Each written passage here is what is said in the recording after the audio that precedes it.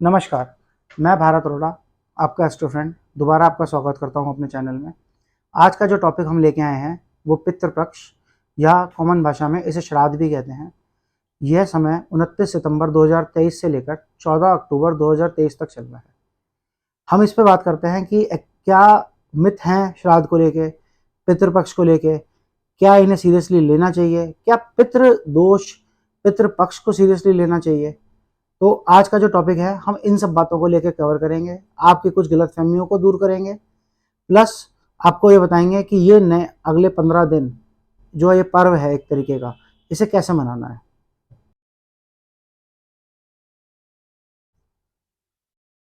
तो सबसे पहले हम पकड़ते हैं इस पितृपक्ष के अंदर पितृदोष, जिसको लेकर आजकल बहुत सारे एस्ट्रोलॉजर्स, अप्रॉक्सीमेटली 90% एस्ट्रोलॉजर्स अपने क्लाइंट को, यजमान को या पंडित ये कह के डराते हैं कि जी पितृदोष है, अब आपके जीवन में कुछ नहीं हो सकता। कोई ये बता के राजी नहीं है कि ये पितृदोष क्यों है, इस पितृदोष में कौन सी जनरेशन इन्वॉल्व हो सकती है, इस पितृदोष के क्या निवारण हो सकते हैं, प्लस इस पितृदोष से बचने के बाद या निकलने के बाद क्या सॉल्यूशंस या क्या फैसिलिटीज या किन सुविधाओं से जिनसे आप वंचित थे या हैं उनको आप प्राप्त कर सकते हैं। हर पितृदोष के निवारण के बाद जरूरी नहीं है कि विवाह हो जाए, हर पितृदोष के निवारण के बाद जरूरी नहीं है कि घर में संतान हो जाए, हर पितृदोष के बाद निवारण के बाद जरूरी नहीं है कि आपकी प्रॉपर्टीज बनने लग जाएं।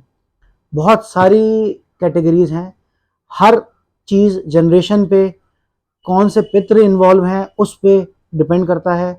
वो एक बहुत बड़ा और विस्तार वाला टॉपिक है, उसे फिर किसी और दिन करेंगे।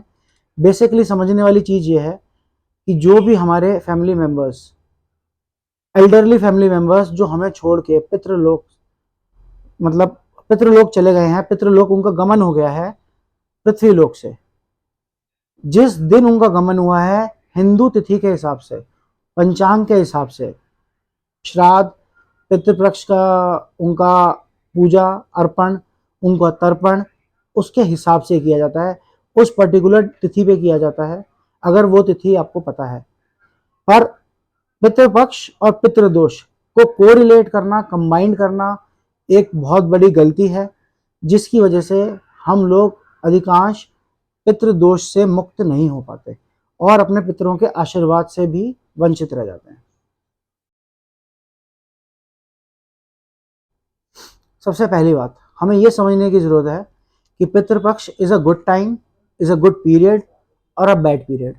जो मार्केट के अंदर, समाज के अंदर एक गलत फहमी चल रही है कि पितृपक्ष आ गए, कर्नाटक आ गए, श्राद्ध आ गए, ये नहीं होता, वो नहीं होता, गलत टाइम है। नहीं, ये वो टाइम है जो हमारे एल्डरलीज, हमारे पूर्वज जिन्होंने पृथ्वी छोड़ी, जिस दिन छोड़ी, वो सब, उन सबको याद करने का, उन सब की पूजा करने का, उन सब से बात करने का, उन सबको, उनकी चीज़ों को, अच्छी चीज़ों को, प्रिय चीज़ों को तर्पण करने का, उन्हें अर्पित करके उनका आशीर्वाद प्राप्त करने का एक बहुत बड़ा पर्व है। अगर आप इस पर्व को अच्छे से और श्रद्धा से निभाते हैं तो इसे श्राद्ध कहते हैं। तब इस वर्ड्स को यूज किया गया है श्राद्ध। श्राद्ध का मतलब जो भी पूजा अर्पण आपके द्वारा दी गई किसी के लिए भी, और उसके अंदर पूरी श्रद्धा है, पूरा तेज है, पूरी निष्ठा है। अब पितृपक्ष कब आता है? ये एक समय था जो इंद्र देव द्वारा कर्ण को, जो महाभारत में हमारे एक धनुर्धर थे कर्ण, उनको एक वरदान के रूप में दिया गया था 15 दिन का, कि आप जाइए और अपने पितरों को पहचानिए, अपने पितरों को ढूंढिए, उनके बारे में डिटेल निकालिए और फिर उस हिसाब से उन दिन जिस तिथि में, चाहे वो शुक्ल पक्ष की हो चाहे वो कृष्ण पक्ष की हो, वो इम्पोर्टेंट नहीं है, तिथि इम्पोर्टेंट है, कि दिन आप उनको उनकी प्रिय चीजें अर्पित करिए। उसके बाद जब कर्ण ने, राजा कर्ण ने, अंगदेव कर्ण ने, अंगराज कर्ण ने ये सब कुछ बहुत अच्छे से किया, तो इंद्रदेव ने खुश होकर ये पितृपक्ष का जो काल है पृथ्वी को दिया। उसके बाद से जो मानव जाति, मनुष्य है, वो पितृपक्ष पर्व को अपने पितरों को याद करके, अपने पितरों की सेवा करके, अपनी गलतियों के लिए क्षमा मांग के इन 15 दिनों को निभाता है। अब मान लेते हैं कि आपको नहीं पता कि आपके जो भी एल्डरली दादाजी परदादा की मृत्यु किस तिथि में हुई थी, तो उसके लिए सबसे आसान दिया है अमावस का दिन, जो कि